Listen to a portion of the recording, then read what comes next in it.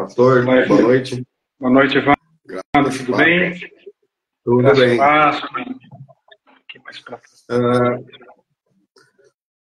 Queria agradecer o senhor ter aceitado o convite para estar conversando sobre esse tema, né? É importante a gente estar conversando sobre isso, esclarecendo algumas dúvidas, né? E um bate-papo legal. Eu que agradeço aí a oportunidade de estar com você e poder ter esse bate-papo, conversar sobre esse tema que é tão importante para a família brasileira, para a sociedade brasileira e para a igreja também, de maneira geral. Certo. Vou esperar um pouquinho o pessoal chegar. Tá certo. E aí a gente já começa o bate-papo. Esperar um pouquinho aqui, vamos ver se chega mais gente. Bacana. Eu tenho acompanhado os cursos que o senhor tem sobre hábitos escravizantes, né? Isso me ajudou bastante. A gente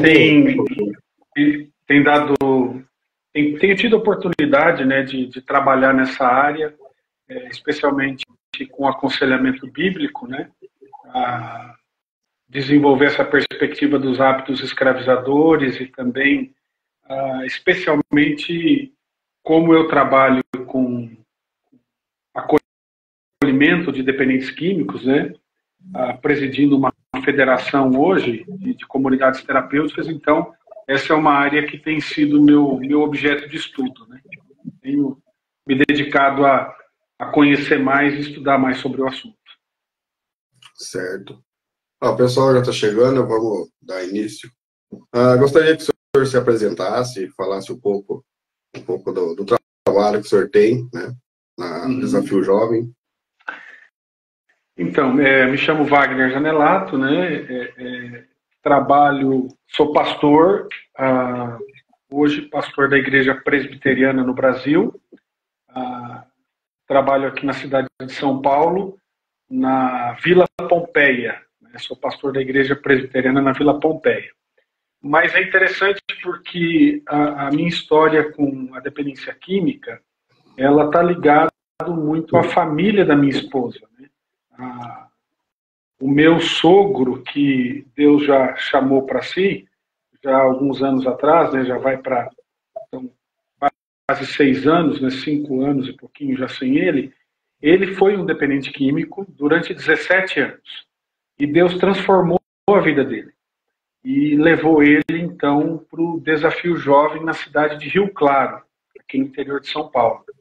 E a minha sogra, a dona Vera, foi uma das fundadoras, era um grupo de jovens, na época jovens presbiterianos, que começaram lá em 1975 esse trabalho. E esse trabalho está lá até hoje. No próximo ano, o Desafio Jovem de Rio Claro completará 50 anos de trabalhos aqui no Brasil. E quando eu me formei no seminário, eu estudei aqui no Seminário Presbiteriano José Manuel da Conceição, em São Paulo, eu tinha um envolvimento por conta da minha esposa, né, e da família. Eu ia ao Desafio Jovem, mas nunca tinha imaginado em trabalhar no Desafio Jovem. E foi quando o meu sogro descobriu que ele tinha uma cirrose hepática. Isso foi em 2005, por conta do uso de drogas. Ele usou, lá na década de 70, muitas drogas injetáveis, e aí ele teve essa cirrose. E aí, então, eu fiz como Neemias perguntou lá para Anani, né, como é que estão as pessoas lá em Jerusalém. Eu falei, o senhor precisa de ajuda? Ele falou, com certeza. E aí começa, então, o meu envolvimento, né, com o Desafio Jovem, e eu começo mais por uma via conhecendo o programa do Desafio Jovem, o currículo que é desenvolvido internacionalmente, né? E aí, então, eu comecei a me envolver até que fui trabalhar. Deixei um período, nessa época eu era pastor na igreja presbiteriana aqui no bairro da Lapa, em São Paulo. Eu deixo a igreja e vou trabalhar full time no Desafio Jovem.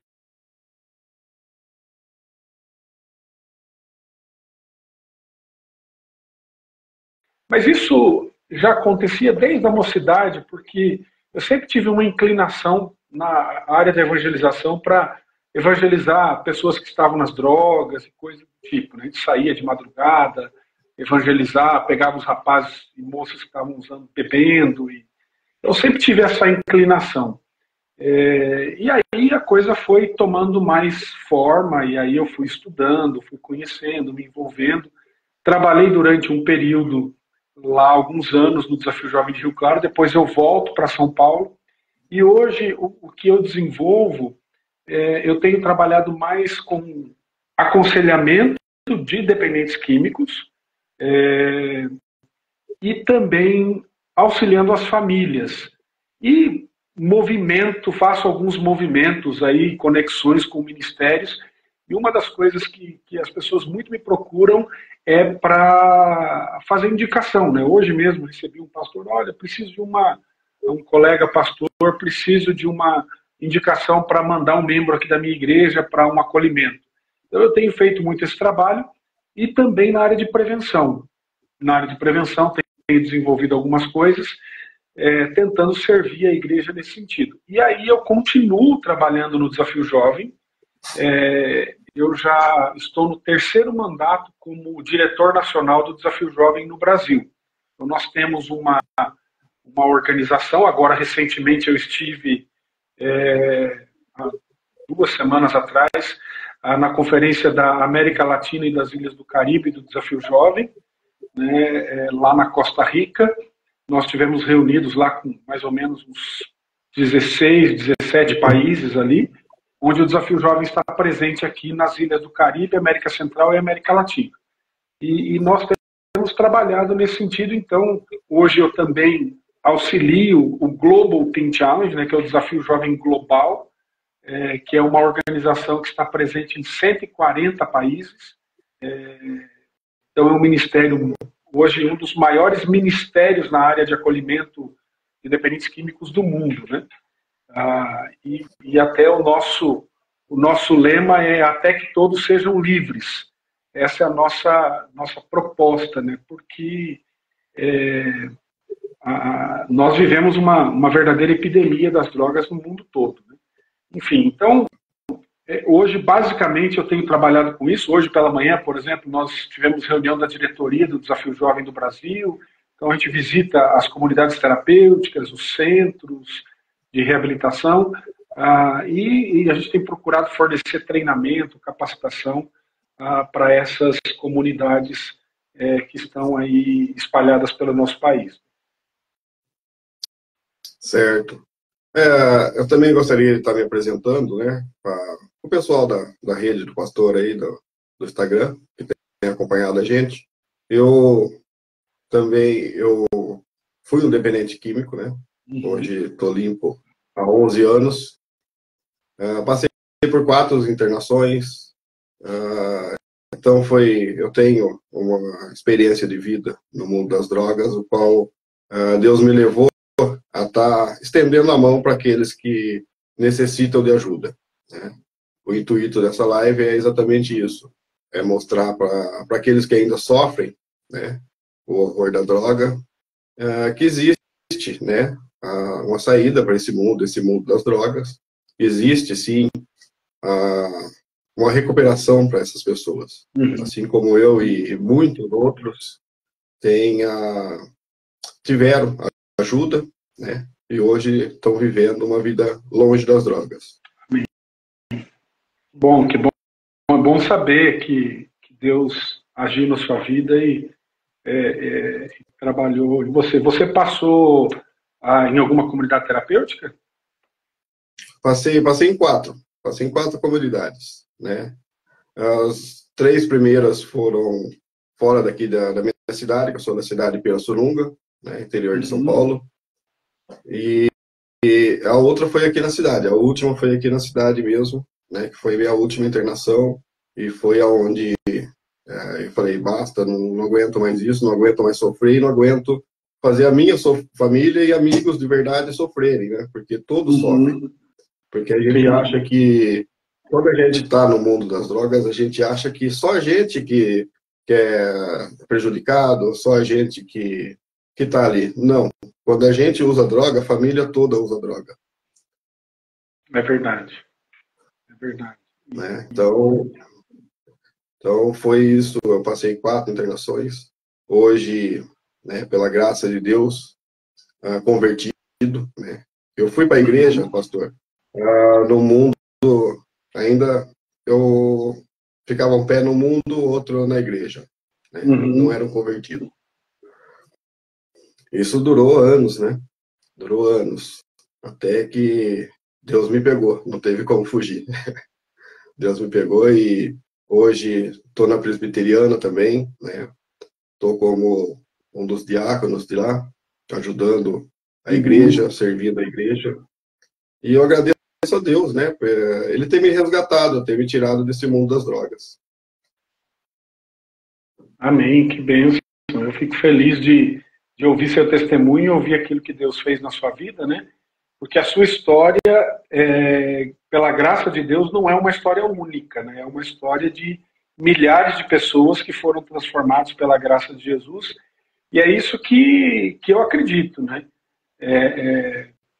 Infelizmente, é uma situação muito complicada, né? Porque, como você falou, não é só você que usa, mas no mínimo, são 4 pessoas ao redor de um dependente químico, no mínimo, né? Sim. Que é afetado por isso, quando não muito mais, né? Então, é uma situação que é só a graça de Deus para trazer transformação e renovação. Sim. Eu me lembro que nas minhas recaídas, né, muitas pessoas foram atrás de mim nas biqueiras, nas cracolândias que tem aqui na cidade. Muitos vê a Cracolândia de São Paulo, aquele grande fluxo, né, aquele monte de gente. No interior ela é um pouco diferente. São casas de usuários que ele abre as portas para outros usuários. Né? Então as Cracolândias aqui estão meio fragmentadas em casas de próprios usuários. E minha mãe, meu pai, pastores que passaram pela minha vida, foram em busca de mim nesses lugares, né? Logicamente, eu me escondia muitas vezes, fugia pulava um muro, enfim. Mas eu agradeço a Deus por ter colocado pessoas assim na minha vida, né? Que mostraram que me amavam, que estavam ali para estender a mão para me ajudar. E teve assim, né? Sim, pois não. Teve assim, eu também ajudei, né? Tinha um projeto, eu e meu pai, onde a gente ia em algumas comunidades aqui da cidade, levar uma mensagem bíblica, né? Porque eu acredito, né, como pastor, que a palavra de Deus é a que liberta a gente, é a palavra de Deus que traz a conversão, né, através de Cristo, através da pregação do seu evangelho. Então a gente tinha esse projetinho, o qual eu tenho o desejo ainda de voltar, né? E tinha ajudado muita gente. E o gratificante, pastor, é que comunidade, como o senhor tem experiência, às vezes a gente vê a pessoa ali 1 ou 4 vezes no máximo, porque era semanal, às vezes a pessoa não estava mais ali na comunidade quando a gente voltava. A gente encontrar essas pessoas na rua e ela vinha apresentar a sua família, anos depois, com a vida restaurada, e apresentar, falar, olha, tá vendo, essa aqui é minha esposa, essa aqui é minha filha, meu filho, e aquela mensagem que você trouxe aquele dia tocou meu coração e hoje, pela graça de Deus, estamos aí caminhando, estamos aí uma vida diferente hoje. Isso que é gratificante. E às vezes a gente não tem a medida disso, né? Porque assim, a gente prega o evangelho, mas a gente não consegue mensurar de fato assim o impacto disso na vida das pessoas. Né? Então esse é um grande desafio que a gente tem de fato para divulgar o evangelho e pregar a palavra de Deus para que as vidas sejam alcançadas de fato. Isso é o nosso grande alvo, né? E a gente sempre diz assim que Jesus ele é a cura para todos os vícios. Ele é aquele que transforma e nos dá nova vida. Isso. Pastor, eu queria já partir para as perguntas, né? Porque o tema da live é sobre a descriminalização da maconha, que ocorreu bem no Dia Internacional de Combate às Drogas. Parece ironia, né? Ironia não é não, né? Porque assim, você já vê o lobby que tem em cima disso tudo, né? Infelizmente é uma situação bem intencional. Bem intencional, realmente. Então, vamos lá. Qual a sua opinião sobre a recente decisão do STF, né, da descriminalização e o porte da maconha para uso pessoal? Então, uma coisa que é importante a gente colocar, né, é o que o Supremo decidiu. O Supremo estava trabalhando em cima de porcentagens de drogas. E isso é muito complicado, porque quando você coloca uma medida, e no caso foi colocada em 40 gramas, né, de maconha, para o consumo pessoal, mas aí dentro da decisão, agora o que acontece? Não quer dizer que não é mais crime portar droga, mas as penas serão apenas administrativas. Quando eu olho para essa realidade e vejo, né, essa decisão do Supremo, eu vejo o Supremo indo por um caminho muito perigoso. Porque, assim, deixa eu trazer só uns dados aqui para a gente entender. Né? Hoje, os maiores países do mundo, né, nós temos aí a China, Índia e Estados Unidos. São, acho que, as três maiores potências em número de pessoas. Só para você ter uma ideia, hoje no mundo são 310 milhões de usuários de drogas. Se isso fosse uma nação, seria a quarta maior nação do mundo. 310 milhões de usuários de drogas no mundo. Isso são dados da Organização Mundial, da ONU, né, das Nações Unidas. Então, e é interessante que hoje 3,6 milhões de pessoas morrem por uso de drogas e álcool a cada ano. Isso vai dar aproximadamente 300 mil mortes por mês. Se a gente dividir por dia, seriam quase 10 mil mortes. 420 por hora, 7 pessoas a cada minuto estão morrendo por conta do uso indevido de drogas. E aí nós vemos um lobby muito poderoso, muito forte, para a legalização da maconha. Então, quando o Supremo, por conta de um julgamento, ele legisla, porque é o que eles estão fazendo, eles estão legislando, e aí eles criam um precedente muito complicado. Então, eu vejo assim, eu vejo mais um passo, né? Nós estamos trabalhando e lutando no Congresso Nacional. Hoje, eu, como presidente do Desafio Jovem do Brasil, nós temos uma cadeira na CONFENACT, na Confederação Nacional das Comunidades Terapêuticas, que eu não estou lá diretamente hoje na diretoria, quem está é a nossa vice-presidente, que é a Célia Moraes, que é diretora do Desafio Jovem de Brasília, e nós temos trabalhado arduamente no Congresso Nacional, como confederação, para não só defender o segmento das comunidades terapêuticas, mas para também trabalhar contra a legalização das drogas. E hoje nós temos o PL 399, que está rodando no Congresso, que fala da maconha de uso medicinal. Então, assim, a decisão do Supremo, ela é mais um passo na contrariedade de tudo aquilo que a gente percebe. Porque, veja, quando a gente olha, por exemplo, para outros países, como vamos pegar como exemplo aqui Estados Unidos e Canadá. Estados Unidos e Canadá que legalizaram as drogas. Ano passado eu estive em 2 reuniões nos Estados Unidos, no Desafio Jovem. Em uma delas eu estava lá, eu estava em Atlanta, na Geórgia, e nós fomos almoçar e lá tinha uma loja que vendia o CDB. Que ali, em vários, hoje, se eu não me engano, são acho que 2 ou 3 estados norte-americanos que não legalizaram a maconha. Todos os outros estão legalizados. Então você pode ir comprar naturalmente. Só que o que acontece? 44% da população jovem americana hoje é usuário de maconha. Então, a decisão que Canadá e Estados Unidos tomaram está levando os jovens a um uso indiscriminado da maconha.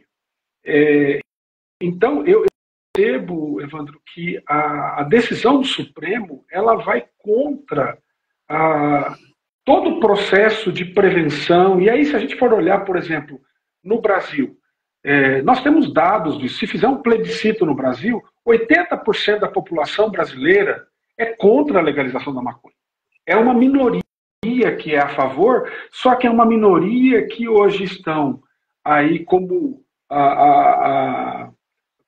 outros segmentos, estão na mídia, estão fazendo todo um lobby para que a maconha seja vista como uma coisa inofensiva. E, infelizmente, não é. Então, é um problema muito sério. Eu vejo como uma decisão muito grave que vai ter consequências seríssimas nos próximos anos. Sim, sim. É engraçado esse lobby, né? Esse lobby da legalização da maconha, eles usarem o termo maconha medicinal, né? A gente sabe que não existe maconha medicinal. O que pode ser usado como uso terapêutico é uma substância dentre 400, né? Que elas são nocivas à saúde. E uma delas pode ser usada ainda. Tem que ser desenvolvido muito mais estudo em cima dessa substância. E o lobby, ele usa como a maconha medicinal, né? Eu costumo dizer, o veneno da cobra, ele também é usado como antídoto contra a picada de cobra. Mas ninguém usa o veneno da cobra in natura, né, para combater o veneno da cobra. Uhum. Com certeza, né? Feito e assim, essa questão da maconha medicinal, qual que é o problema hoje? Até essa decisão do Supremo, é 40 gramas, e se eu não me engano aqui, são acho que 6 pés, eu estava até vendo alguma coisa aqui, foi fixada, fixou em 40 gramas, ou 6 plantas fêmeas da cannabis, né? Só que assim, qual é o problema disso? O problema é que eles deixaram para que o delegado ele possa fazer o juízo de valor se o indivíduo é traficante, não é traficante, mas isso vai ter seríssimos problemas na consequência dessa decisão. Com certeza. Vamos para a segunda pergunta. Como a descriminalização pode afetar o trabalho de acolhimento e recuperação do usuário de drogas na comunidade? Então, esse é um fato, assim, a gente, como eu disse, a gente já tem uma epidemia de 310 milhões de usuários de drogas. O que vai acontecer? Vai acontecer que cada vez mais esse número vai aumentar. Então, as comunidades, e infelizmente hoje nós temos que trabalhar essa questão das comunidades terapêuticas, né? Essa semana mesmo saiu uma notícia aí de maus tratos numa instituição que, na verdade, essa instituição não é uma comunidade terapêutica, né? E aí é o grande problema. Mas, assim, hoje, quem faz o trabalho de acolhimento e de ajuda mesmo, na sua grande maioria, são as comunidades terapêuticas no Brasil. E você tem os CAPs e outros programas, mas a grande maioria, quando um familiar pensa em um local, ele vai pensar numa comunidade terapêutica. Então, o problema é que a descriminalização ela vai fazer com que aumente a demanda, mas nós temos um problema que assim, tem se tornado e tem passado-se uma visão que a maconha ela é uma coisa nociva, algo tranquilo, sem problemas, sem efeitos na vida das pessoas, né? E aí, assim, como alguns lugares, por exemplo, hoje permitem o uso do tabaco, eu não duvido que essas coisas venham afetar na prática, por exemplo, de alguns programas de acolhimento, que amanhã ou depois ele chega e diz assim, olha, se o indivíduo quiser usar aí, mesmo no acolhimento, porque tem essa perspectiva de redução de danos, né? Nós temos comunidades hoje que permitem, via de regra, as comunidades evangélicas elas não têm essa perspectiva, mas você tem outros segmentos que permitem que o indivíduo use cigarro, por exemplo. Então eu não duvido que amanhã ou depois alguém chega e diga assim, olha, ele pode fumar um baseado aqui. Então, eu vejo os absurdos que isso podem chegar a acontecer por conta dessa descriminalização. Certo. A terceira pergunta é: quais os riscos da descriminalização para a saúde pública? Já explanou um pouco sobre a comunidade. Mas isso eu acho um dano assim, terrível. Tem um médico aqui em São Paulo, ele traz uma pesquisa interessante, deixa eu ver o nome dele aqui, acho que é Valentim, Gentil, se eu não me engano. Filho. Valentim, é isso mesmo. Valentim Gentil Filho. Ele traz um dado que é interessante, de uma pesquisa que foi feita na Suíça, alguns anos atrás, que o uso de maconha na adolescência, ele aumenta a probabilidade de um adolescente em 300% de ele ter esquizofrenia. Então, veja, o uso por si só já é um problema sério. Quando nós pensamos, por exemplo, nesses 44% de jovens norte-americanos que hoje usam maconha, o que a maconha vai trazer? Ela vai trazer, ela vai potencializar questões psíquicas, como esquizofrenia e outras comorbidades. Nessa pesquisa está comprovada uma redução do QI de 8%.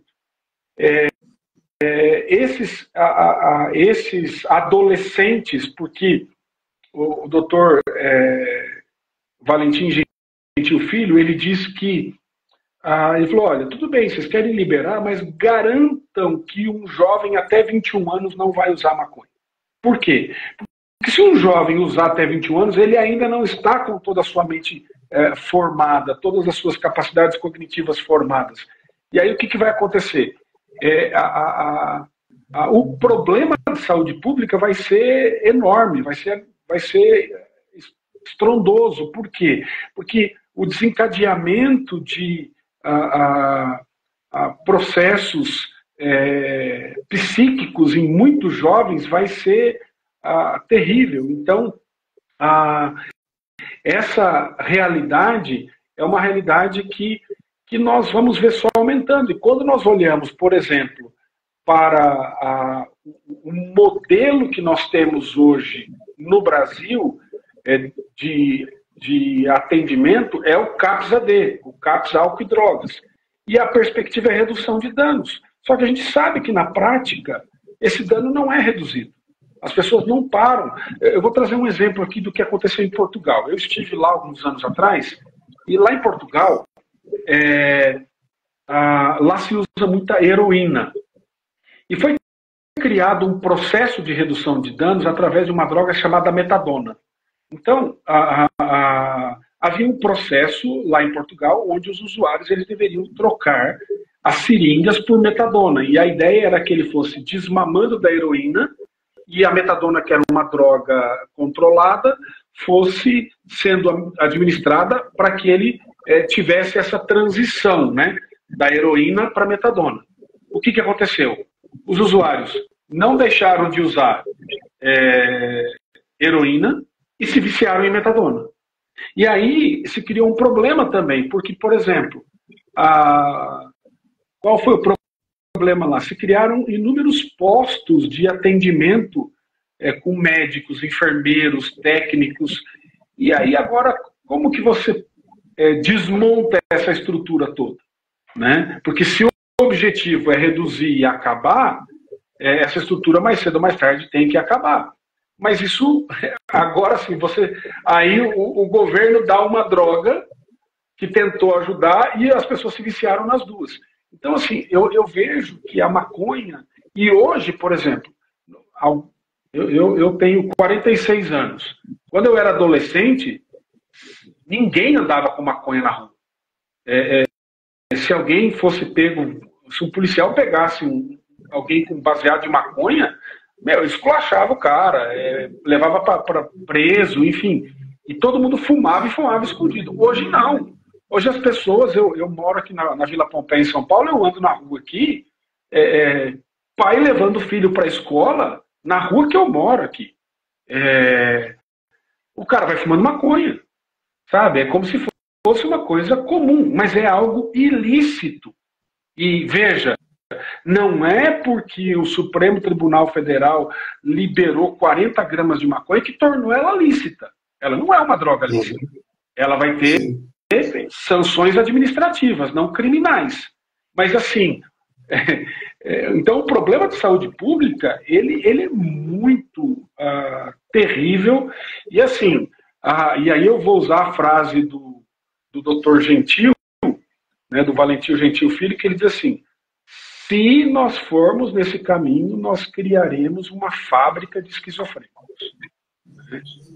Sim. Então, assim, a gente já tem um problema sério, que hoje o DSM-5 vem falando dos transtornos e tudo mais. Então, imagine esses problemas que as pessoas com depressão, com outras situações que têm apresentado, potencializadas pela maconha. Então, de fato, nós vamos criar uma geração que vai ter muitos problemas cognitivos, muitos problemas de interpretação da realidade, de como processa e como resolve os conflitos. Por quê? Porque vai estar anestesiada e entorpecida pelas drogas. Realmente. Tem um ponto muito interessante a ser levantado, que a descriminalização ela não é a legalização. E isso, ambas as partes têm confundido isso, né? Tanto quem é contra, quem é a favor, acaba confundindo isso. E são coisas distintas. Mas que a descriminalização pode ser um passo para a legalização, né? É isso, assim como eu enxergo isso. E 40 gramas é maconha pra caramba, né? Isso. 40 gramas E aí, assim, se você for pensar não só no impacto da saúde pública, mas você pensar no impacto da segurança pública, da criminalidade, isso também, porque assim, vamos lá, vamos lá nos Estados Unidos e aí você vê lá a loja que vende o CBD e tal, que teoricamente é medicinal, mas não é medicinal. Eu estive lá e eu vi, nós paramos o carro na frente de um lugar e eu vi ali o pessoal, era uma casa de tráfico, só que legalizada. Então ele paga imposto e tal, só que assim, eu estive na Costa Rica agora e eu estava conversando, andando lá pela cidade e tal, eu vi muitas semelhanças com a casa aqui em São Paulo, e aí eu vi as casas assim com muitas grades, janelas com grades. Aí eu perguntei para a irmã, esposa do pastor lá que estava dirigindo, eu falei: irmã, como é que é a questão aqui do tráfico, da violência? Ela falou assim: pastor, aqui a droga é muito barata. A droga é muito barata. Por quê? Porque é rota de passagem para os Estados Unidos. Então chega ou pelo Pacífico ou pelo Oceano Atlântico, porque tem as duas costas, e vai subindo, e vai para o México. Então ali tem os cartéis mexicanos, tem os cartéis colombianos que dirigem isso tudo, e a violência ela é muito grande. Então veja, é simples, a gente pode fazer uma analogia com o cigarro. Hoje, se a gente for ver, qual é o cigarro mais vendido no Brasil? É o cigarro da Souza Cruz? Ou é o cigarro que é contrabandeado do Paraguai? Né? Justamente, é o contrabando. Então, o contrabando ele não deixa de existir. A ilegalidade não vai deixar de existir. Então, assim, a ideia de descriminalizar, achando que nós vamos ter menor índice de criminalidade, que nós vamos ter menor índice de traficantes, muito pelo contrário. Veja, essa decisão do Supremo legalizou o tráfico, o pequeno tráfico, né? Com 40 gramas. E como você falou, 40 gramas é muita coisa. E aí, ok. Agora, assim, na Cracolândia, aqui em São Paulo, quem é que chega na Cracolândia com 1 quilo de cocaína para vender, com 1 quilo de maconha para vender? Não, se vende maconha fragmentada, em pequenos pedaços. Então, assim, o próprio traficante sabe que se ele fala assim, não, sou usuário. Aí, na lei, o delegado vai ter que ver se ele tinha... ok, se ele chegar lá e quebrar uma boca de fumo e pegar um monte de coisa e ver balanço e tal, aí ele pode qualificar como tráfico. Mas se o cara chegar com 40 gramas ali, ele não tem balança, porque ele já vai estar pesado esse negócio. Então ele não vai andar com uma balancinha para ficar pesando 40 gramas. O policial vai andar com uma balança agora? Né? Então é ridículo, assim, é irônico a decisão do Supremo Tribunal Federal.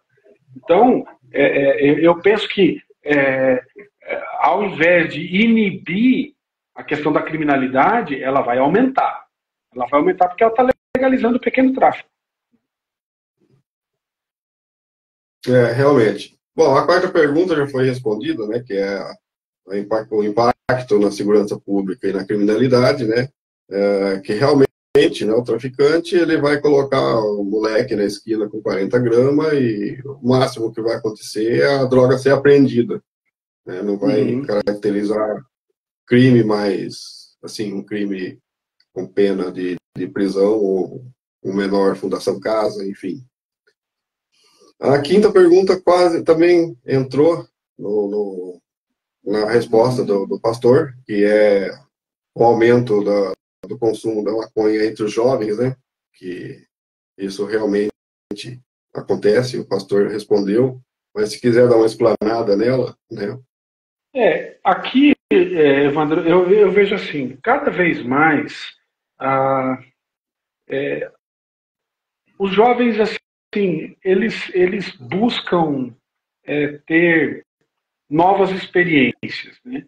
E o grande problema do aumento do consumo da maconha é que, assim, a maconha, a porta de entrada, na verdade, hoje, para as drogas é o álcool. O grande responsável, né, pelo aumento do uso de drogas, ele é o álcool, ele é a primeira porta de entrada. Mas a maconha, via de regra, é a primeira droga ilícita que os jovens vão usar. E essa naturalidade, enxergar a maconha hoje, por exemplo, eu durante alguns anos, eu fiz um trabalho numa escola estadual aqui, e eu trabalhava sempre, foram 4 anos fazendo um trabalho de prevenção às drogas numa escola aqui no bairro da Lapa, em São Paulo. E eu trabalhava com o primeiro ano do ensino médio. E foi um trabalho muito legal, muito bacana que a gente desenvolveu com os jovens lá, porque assim, eu estava disponível todas as quintas-feiras à tarde, que era porque a escola era uma escola só de ensino médio, então eles tinham o 2º e 3º ano pela manhã e ao 1º ano do ensino médio durante a tarde.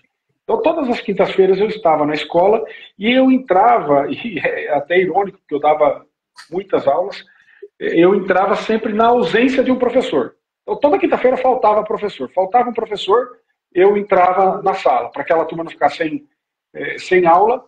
E a gente desenvolveu projetos lá, foi muito legal. Eu fui para jogos escolares com o time de futebol da escola. em 2 formaturas, uma delas eu fui o mestre de cerimônias e outra eu tive a oportunidade de pregar, né, para quase 1.000 pessoas lá no dia da formatura, 90 formandos, e essa turma eu acompanhei desde o primeiro ano, né? E era interessante que quando você chegava entre os jovens e você perguntava, a falta de informação deles sobre a maconha e a verdadeira ideia, né, do que porque todo mundo aprova o uso medicinal, mas eles não sabem o que é o uso medicinal. Eles não sabem que é um componente de 400 componentes, como você trouxe. Então, assim, os jovens, eles estão, especialmente os adolescentes, nessa fase de autoafirmação, de reconhecimento, de busca por significado, de buscar sua identidade, eles estão muito vulneráveis nesse momento. Então, as drogas, elas vêm como um subterfúgio para essas coisas, para essa busca de sentido, essa busca de significado, né? Então, eu vejo isso, a descriminalização, com certeza, ela vai levar ao aumento. Por quê? Porque agora, assim, se já estava aumentando sem a descriminalização, com a descriminalização a gente fala assim, qual o risco que eu tenho? Se a polícia me parar, eu sou usuário, eu só tenho que tomar cuidado para não ter mais de 40 gramas. Então esse é o pensamento que vai estar na cabeça dessa molecada, né? E isso é muito perigoso, muito perigoso. Pastor, e como os jovens podem se proteger do risco da maconha, mesmo após a descriminalização? Aí eu acho que entra um papel nosso como família, em primeiro lugar, né? Eu acho que essa proteção, ela tem que começar. E assim, eu tenho um projeto que a gente desenvolve para escolas, né? E a nossa base é agora, antes a gente falava Funde 1 e Funde 2, agora mudou, né? Agora são anos iniciais e anos finais, né? Mas nós desenvolvemos um trabalho que eu chamo de Aprenda a Escolher. Nós criamos um personagem, o nome desse personagem é Lucas, e nós trabalhamos desde o primeiro ano, primeiro com as crianças de 6 e 7 anos, segundo, terceiro, quarto e quinto ano.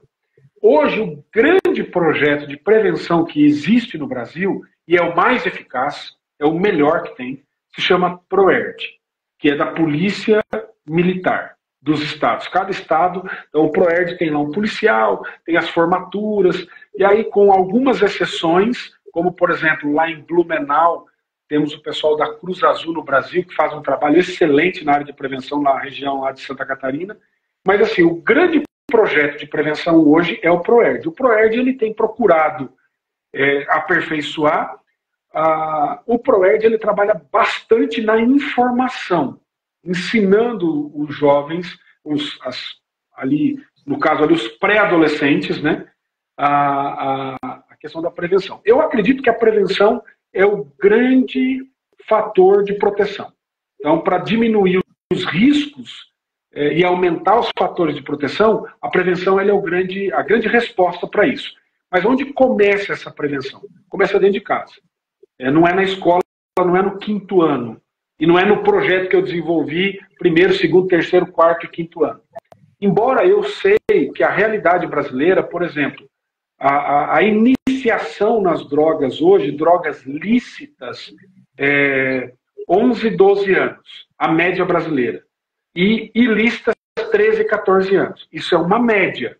Mas quando eu pego, por exemplo, uma periferia, que o pai, vou pensar aqui na realidade de São Paulo, o cara mora lá no bairro de Taipas, que fica aqui na Zona Norte, Zona Oeste, aqui, lá no fundão aqui, lá para trás de Pirituba.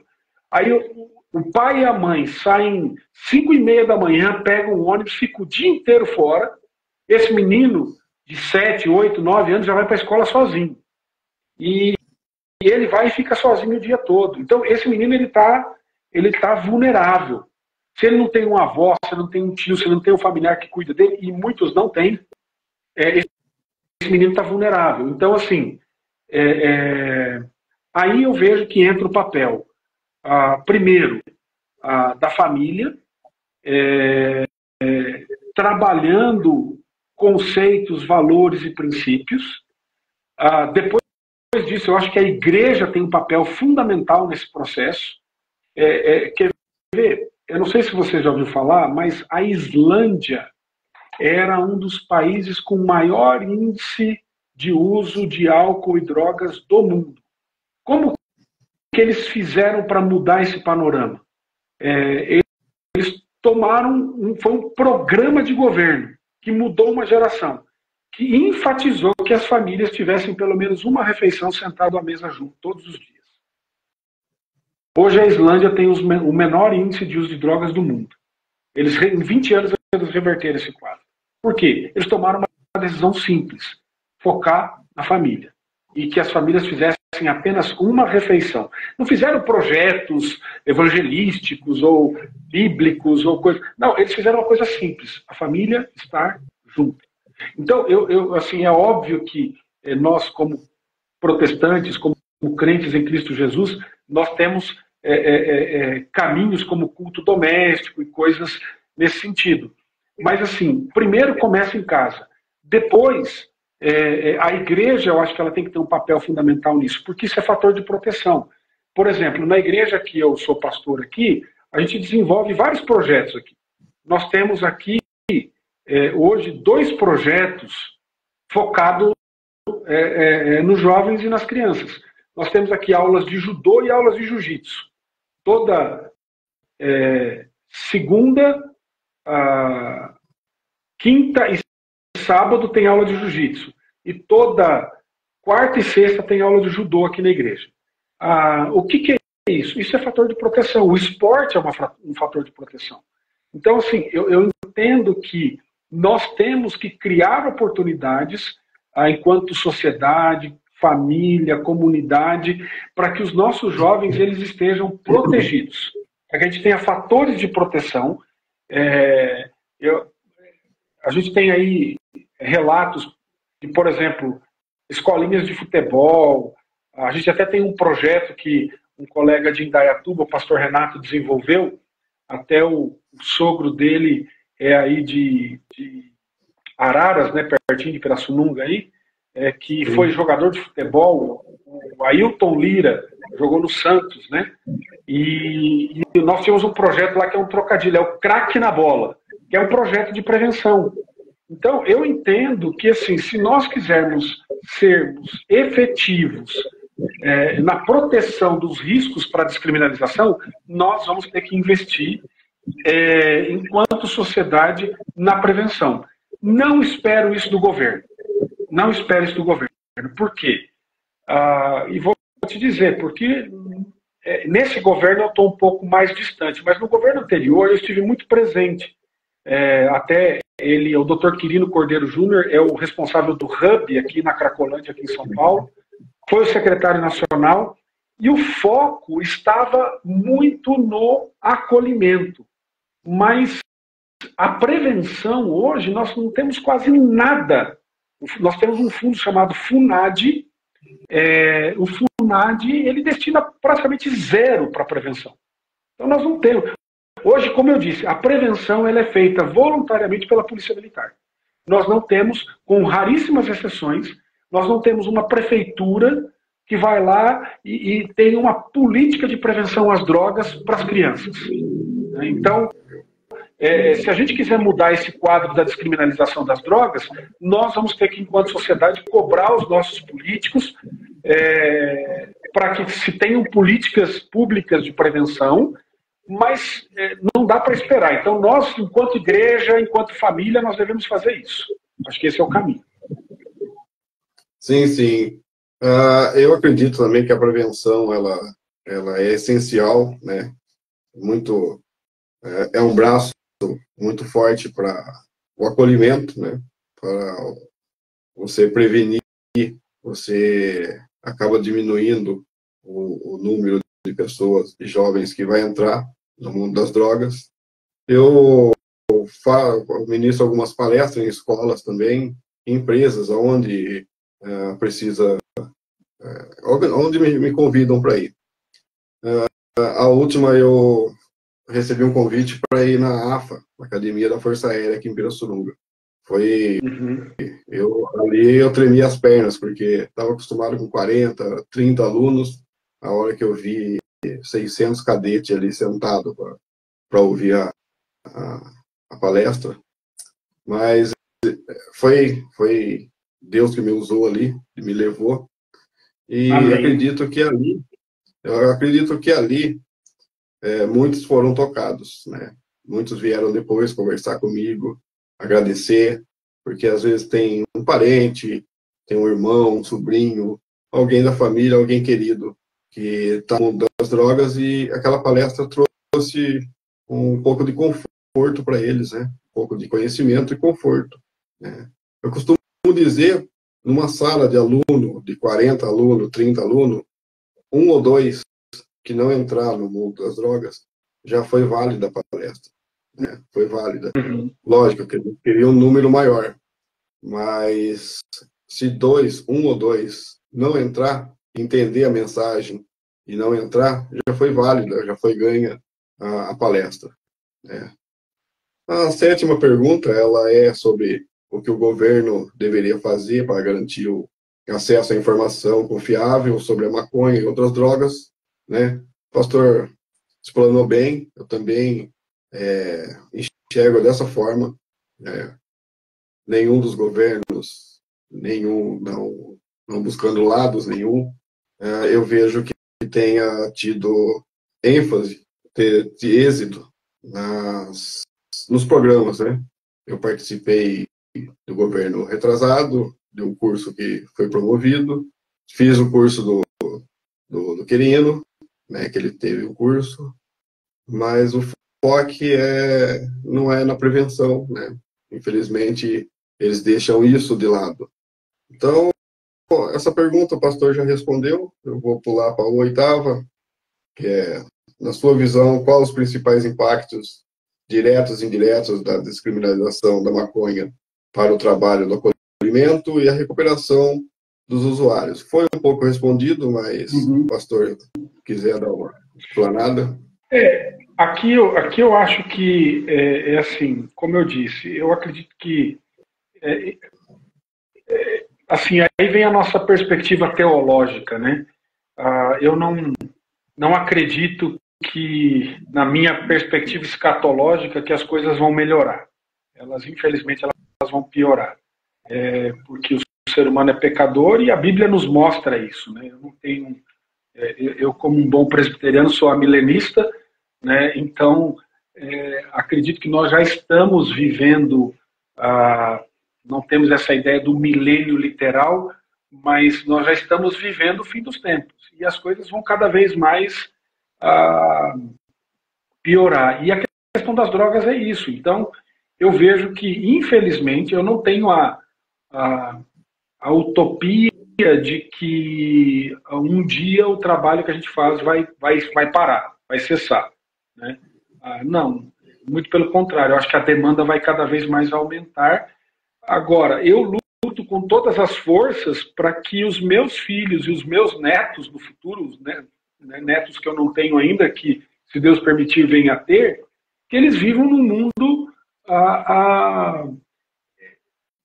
mais seguro em relação a essas coisas. Mas, infelizmente, não é aquilo que nós estamos vendo. Então, assim, enquanto nós tivermos força, nós temos que lutar e lutar. Lutar de maneira bíblica, lutar de maneira dentro dos conceitos e valores familiares e buscar lutar politicamente também, né? Essa é uma questão que nós temos que chegar na base que nós temos nos nossos representantes, né, deputados, vereadores, e a gente trabalhar essas questões, né? Eu acho que nós, nesse sentido, a gente fica muito distante. Eu levanto essa bandeira porque os impactos diretos é que nós vamos ter um aumento de uso de usuários. Esse número de 310 milhões, né, e quando a gente pensa que na população brasileira, eu acho que essa população ela vai aumentar cada vez mais, infelizmente. E indiretos, as consequências que isso traz para as famílias e o futuro dos nossos filhos, né? Então, assim, infelizmente o Brasil está indo por um caminho muito complicado que, que outros países foram e estão colhendo os frutos negativos disso. Sim, e com essa descriminalização, ela banaliza o uso da maconha, mascarando o seu risco, né, e dificultando a campanha de conscientização e prevenção. Com certeza, porque assim, veja, que assim, a gente não vamos imaginar que a gente tivesse, dependendo de onde a gente faz uma live como essa, você tem pessoas que entram para falar mal da gente. A gente já fez, por exemplo, eu gravei um vídeo uma vez falando contra a legalização da maconha, eu tive que tirar os comentários lá do YouTube, porque era seu lixo, você não vale nada, e só xingamentos que vinham. Por quê? Porque tem um lobby, como a gente falou no começo, e tem muito dinheiro sendo investido nessa propaganda positiva da maconha. Então, e a descriminalização ela é mais um passo para a banalização disso. Então, isso vai minar cada vez mais as campanhas de conscientização. Por isso que eu entendo que o melhor caminho para a conscientização é dentro de casa. É o pai com o filho, a mãe com os filhos, conscientizando, se informando, buscando entender o assunto, buscando conhecer mais, para poder ensinar os filhos de fato, porque assim, e aí é um recado aos pais, né, que invistam na proteção da sua família, né, porque esse é o maior fator de proteção, o investimento e a participação dos pais na vida dos filhos. Então, de fato, vai ser cada vez mais difícil pela maneira como há uma doutrinação nesse sentido, de a gente trabalhar, por exemplo, se você chegar numa escola e você for trazer informações ou palestras sobre isso. E aí é que está, o ponto que eu acho, Evandro, que assim, que Deus precisa trabalhar no nosso coração e nós precisamos ser despertados, e a comunidade de maneira geral, porque assim, hoje, quem é que se envolve com isso? Ou quem teve um chamado de Deus, como eu tive, ou quem passou por uma situação como você passou, que Deus transformou a sua vida e tal, ou uma família que vai levantar essa bandeira. Então, por quê? Porque hoje, até que não chegue dentro da minha casa, eu não me envolvo com esse negócio. Então, e esse é um problema nosso. Por quê? Porque as drogas, elas estão aí e elas estão entrando na casa de todos os brasileiros, através do álcool e outras drogas, e assim, a consequência disso, então essa banalização, a gente já tem isso com o álcool. O cigarro, nós temos ainda, tem muitos usuários de cigarro, mas a gente tem percebido uma campanha, né, tipo, fumante já não é muito bem quisto nos lugares sociais, porque essa lei, né, de separação, especialmente aqui no estado de São Paulo, de você não fumar mais em lugares públicos, fechados, né, isso acabou deixando um pouco de lado, né, ali o usuário. Mas assim, só que a maconha hoje, ela está no lobby contrário do cigarro, porque o cigarro foi uma conquista muito grande, colocar lá aquelas fotos atrás do maço de cigarro e tudo mais. Só que a maconha hoje está no lobby contrário, está no lobby de dizer assim, e aí veja, é algo ilegal, que onde é que você compra maconha? Onde é que você compra maconha? Você não compra maconha na padaria que vende cigarro, você não compra na banca de jornal, né? Você compra numa boca de fumo. Então, você compra do traficante. Então, é um ilícito, embora tenha a descriminalização dessas 40 gramas. Então, eu acho que isso banaliza e isso vai cada vez mais aumentar o uso, infelizmente. Infelizmente. realmente, pastor, infelizmente, né, ah, esse drama da maconha e de outras drogas tem causado muito estrago na vida das pessoas, tem destruído famílias, não só a maconha e drogas ilícitas, mas como o álcool, né? Como o pastor também frisou. Eu acho que, eu costumo dizer, porque eu tenho experiências em comunidades, então eu vejo a realidade ali. A grande maioria, ele vai com o problema do álcool, né? Ele vai com o problema do álcool, mas a outra parte ela está atrelada ao álcool e outras drogas. A maconha é uma delas, né? E drogas um pouco mais, vamos dizer, pesadas, como crack e cocaína. Uhum. Com certeza. Então, eu acredito que o nosso trabalho, tanto o pastor como a comunidade e a conscientização, como meu trabalho de formiguinha também, de ir nas casas de recuperação, ir nas escolas, empresas, enfim, levar uma mensagem. Eu acho que esse é o chamado que Deus trouxe, né? O chamado, porque todo cristão ele é chamado a missionário, a ser missionário, a pregar o evangelho. E assim eu encaro essa minha missão, né? Essa missão como um chamado de Deus. Deus não me tirou de lá do mundo das drogas para ficar sentado no banco de uma igreja esquentando o banco, mas sim para pregar a sua palavra e ser usado como instrumento. Amém. Essa live eu quis fazer justamente com esse tema delicado, porque infelizmente muitas pessoas, muitas famílias não têm informação e às vezes elas têm uma informação falsa, né, daqueles que defendem, e também a falta de conhecimento de muitas comunidades, que eu digo igrejas, de tratar esse tipo de pessoas. Eu passei por uma igreja que não tinha esse conhecimento.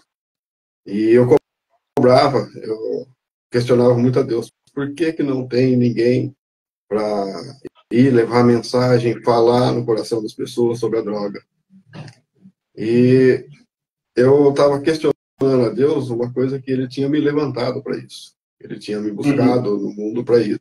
Então eu queria que os outros fizessem, mas eu não entendia que era eu essa pessoa que ele tinha levantado. Então eu acredito que essa live ela vem tá abençoando a vida de muitas pessoas que vierem assistir, que assistiram até agora e vier assistir ela aqui no Instagram, né? Vou estar postando ela também no YouTube para estar angariando mais gente, para estar levando a mensagem para mais gente. E gostaria que, na última pergunta, seria uma mensagem que o pastor queria deixar, tanto para as pessoas que estão assistindo, as pessoas que vão assistir, as famílias que buscam ajuda. Só para a gente concluir, então, né, depois aí dá para editar aí. A questão toda aí, a mensagem que eu quero deixar é, primeiro, assim, que a gente possa, agora nós estamos num ano político. Então, primeiro para os nossos governantes e para todos que estão nos assistindo. Que a gente se envolva, de fato, né, com os vereadores, prefeito, e a gente consiga, de fato, às vezes até fala, olha, qual é a sua perspectiva sobre esse assunto, sobre prevenção? O que nós vamos fazer aqui em Pirassununga? O que vamos fazer aqui em São Paulo? O que nós vamos fazer para as escolas? Então, nos envolvemos. Aí, uma outra mensagem é para os pastores se envolverem com o assunto, criarem fóruns, criarem momentos para falar com os jovens, falar com os adolescentes, falar com as crianças e desenvolver isso com as famílias em suas igrejas. E por último, a mensagem para as famílias, né? Especialmente as famílias que enfrentam lutas na área da dependência química. A palavra existe esperança. Né? O Evandro é uma testemunha viva disso, daquilo que Deus fez. Então, e a esperança é Jesus Cristo. Jesus, ele pode transformar a vida de qualquer pessoa. Então, procure ajuda, a gente está à disposição para auxiliar, para ajudar, para encaminhar. para dar um direcionamento, né? Nós estamos aí à disposição para auxiliar aqueles que carecem. Temos o Desafio Jovem, espalhado pelo Brasil todo. Então, entre em contato conosco que a gente pode ajudá-los nesse sentido. Amém, pastor. Eu agradeço o senhor ter aceitado o convite, né, para trazendo essa live, essa mensagem para o povo, para o pessoal, e tá trocando essa ideia, né, que é importante. Acredito que vem abençoar muitas famílias ainda que está sofrendo, né, saber que pode contar com Deus e que Ele levanta Amém. pessoas como o senhor, como outros que têm o trabalho com as comunidades que vêm acolhendo essas pessoas, né? Eu agradeço. Amém. Amém. Pessoal. Amém. Obrigado. Obrigado pelo convite. Deus abençoe, viu? Amém. Pessoal, quero encerrar aqui a live, agradecer a vocês que ficaram, assistiram, né? Que Deus abençoe a vida de todos.